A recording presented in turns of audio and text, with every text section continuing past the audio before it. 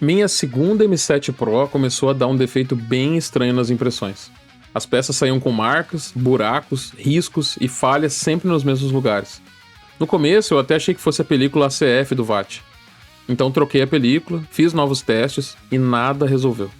Aí eu tirei o VAT, fiz o teste da tela UV e ficou claro. O problema estava no display. Tinham vários pontos pretos na tela, os temidos Dead Pixels. Essa aqui não é a M7 Pro nova que a Anycubic me mandou em garantia no outro vídeo que eu fiz. Essa é outra M7 Pro minha, que estava com mais ou menos 400 horas de uso. Falei com a Anycubic, mandei as informações e eles me enviaram um display novo em garantia. Chegou em pouco mais de uma semana, bem rápido. E esse tipo de manutenção é uma coisa interessante de aprender, porque o display também é um consumível. Ele não dura para sempre. Em algum momento, dependendo do uso, pode ser necessário trocar. E se tu imprime peça para outras pessoas, esse desgaste também precisa entrar na conta. Não é só resina, álcool e energia. A tela também tem vida útil.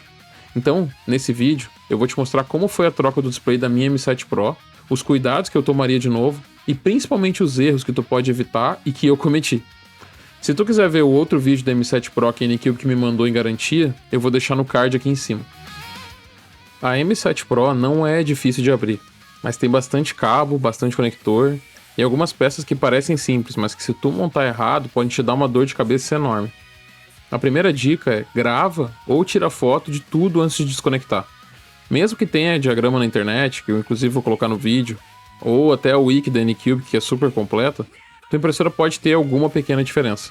Eu tenho mais de uma M7 Pro aqui e elas não são 100% idênticas. Então não confia só na memória. Marca o cabo, tira foto, grava vídeo e presta atenção principalmente nos cabos flat. A primeira coisa que eu removi foi a antena Wi-Fi da parte de trás e a plaquinha do aquecimento do VAT, que fica na parte superior da impressora, do lado esquerdo do eixo Z. Depois, eu soltei a tampa inferior para acessar a placa-mãe. A placa-mãe é fácil de alcançar, são só 2 parafusos. O problema é que ela tem bastante conexão. Eu comecei desconectando ela e aqui é onde tu precisa ter mais paciência. Tem cabo flat, conector de ventoinha, cabo de energia, conector parecido e alguns espaços bem apertados. A dica principal é desconectar com cuidado e sem forçar. Se tiver dúvida, para, olha a posição, compara com a foto que tu tirou e só depois continua. Até para ter certeza de que na foto dá para enxergar cada uma das etiquetas e onde é que cada cabo vai ficar conectado. Também é válido fazer marcações com caneta no cabo e na própria placa, principalmente nos cabos flat, para não correr o risco de inverter nada na hora de montar de novo. Com a placa-mãe desconectada, comecei a soltar a parte de baixo da máquina. E aqui já entra um erro meu, eu removi parafusos demais. Não precisa tirar todos os parafusos da parte de baixo. Alguns seguram a fonte de alimentação e outras partes internas que não precisam sair para trocar o display. São só 10 parafusos que precisam realmente sair. E no vídeo dá pra ver eu marcando os parafusos que não precisa ser removido com uma caneta vermelha. Então presta atenção nessa parte porque isso já economiza tempo e evita mexer onde não precisa. Depois de soltar a parte interna, eu fui para a área do display. A M7 Pro precisa ser desmontada por dentro e por fora. Então eu virei a impressora, tirei a base e fui acessar a lente de acrílico que fica atrás do display. Na minha impressora, essa lente só encaixa de um jeito. Mesmo assim, eu recomendo marcar a posição antes de tirar. Não custa nada e evita dores de cabeça. Depois disso, soltei o flat cable do display e comecei a remover a máscara preta que fica por cima da tela. Essa máscara serve para proteger a parte interna da impressora caso tenha vazamento de resina por cima. No meu caso, o display novo veio com uma máscara nova dessas grandes. Então essa antiga podia sair. Mas essa fita menor que eu removi da parte da frente da impressora e que segura o display não veio no kit novo. Então eu guardei para reutilizar ela depois. Para soltar o display antigo, eu precisei empurrar de dentro para fora. Ele fica preso junto de um acrílico bem colado, então tem que fazer força mesmo.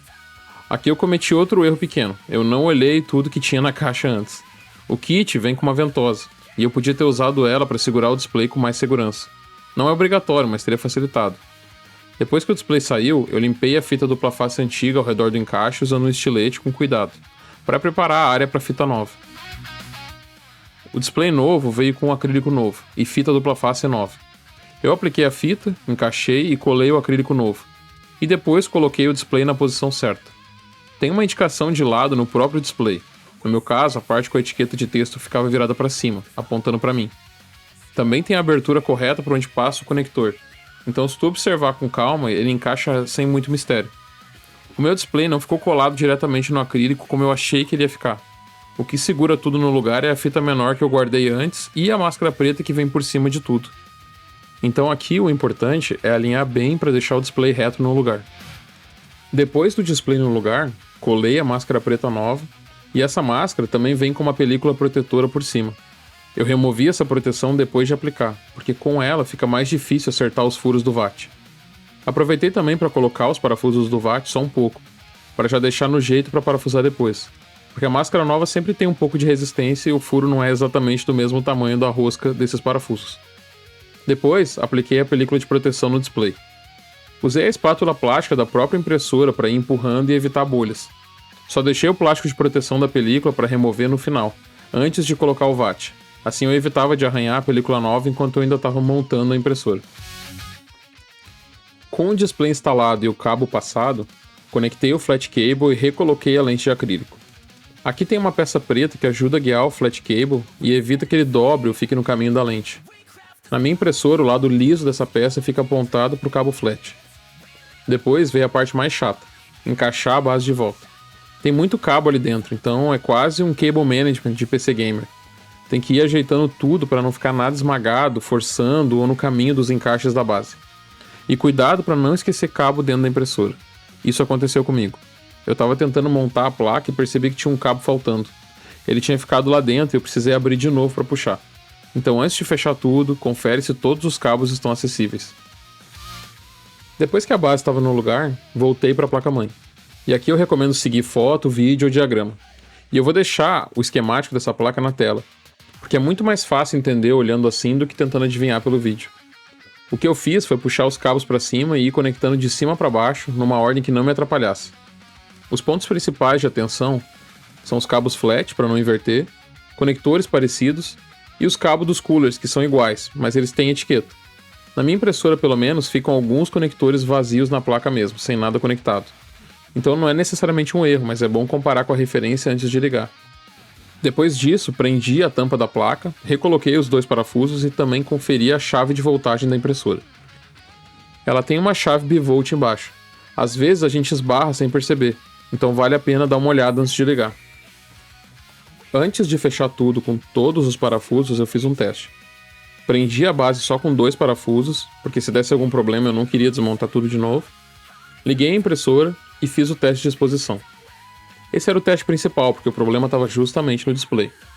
Depois testei também o movimento do eixo Z, para ver se a mesa subia e descia normalmente. A princípio estava tudo certo, sem nenhum defeito novo que eu tivesse causado. Então agora era ver se imprimia tudo certinho. Depois levei a impressora de volta para o lugar dela. Tirei a proteção da película, instalei a mesa, coloquei o VAT e fiz o teste de nivelamento completo. Eu quis testar isso com calma porque já foi um problema em outra impressora minha, então não custava confirmar. Com tudo certo, enchi o VAT de resina e fui para o teste real. 3 mesas em sequência, totalizando umas 20 horas de impressão. E para testar, eu imprimi um modelo do Dentes de Sabre, do X-Men, para um amigo.